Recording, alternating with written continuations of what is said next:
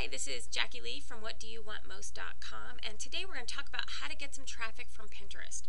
I must admit that Pinterest is one of my guilty pleasures. However, as a blogger and someone who is trying to drive traffic to my blog, it actually is a great marketing tool. But there is definitely some tricks that you need to implement, not tricks, but some best practices, let's say, to make it work right and to get the most out of Pinterest. So the first thing that I recommend is that you not set up a board that says my blog. It's much better and much more effective to set up boards that are related to different topics. You see I have health and fitness, fun with my kiddo, gardening stuff. These are all cozy reading spaces because I am an introvert and I love to read. Beef recipes, pork recipes, chicken recipes, motivation. These are all things that I'm interested in, and they're all things I would be pinning anyway. So I just went through and made it super specific so that I did it for myself so I could make my meal planning much easier. But when you do this, the thing is that, say, you can start posting things of your own content that are really specific to a specific board. But you also want to add other people's stuff. Now, this beer can chicken is a video I made. This one happens to be off my blog as well. But then you see these two are off other sites, and they're actually just chicken recipes that I would like to make. This is off someone else. This was off my website, but this was not. This was not. Most of these are not.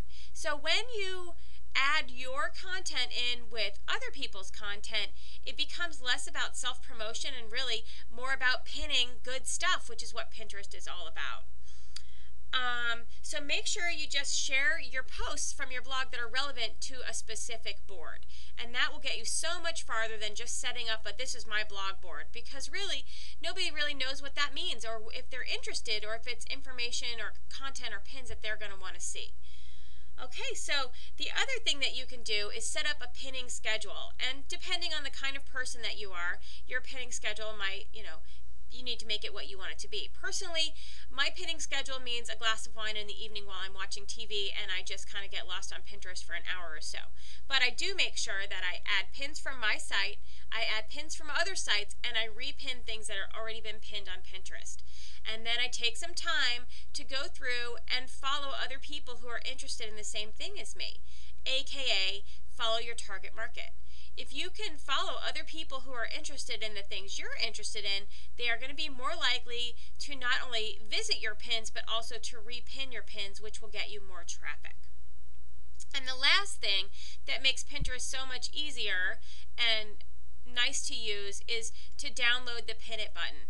A lot of websites now, as Pinterest gets more popular, have their own Pin It buttons, but a lot don't. So I've added this Pin It button, as you can see, to my bookmarking toolbar. And it's super easy. All you do is come to the About section and then left click and then drag it right up here and drop it there.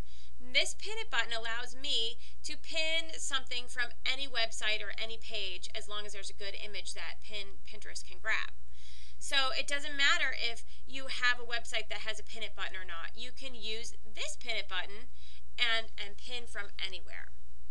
So there you have a few quick tips to help drive traffic from Pinterest, and it really is just about using the community as it was intended. Share great stuff, whether it's yours and other people's. Create boards that are specific to something that you enjoy, and follow and connect with people who like the same things as you. It's super simple and a lot of fun. Have a good time pinning, and this is Jackie Lee from WhatDoYouWantMost.com.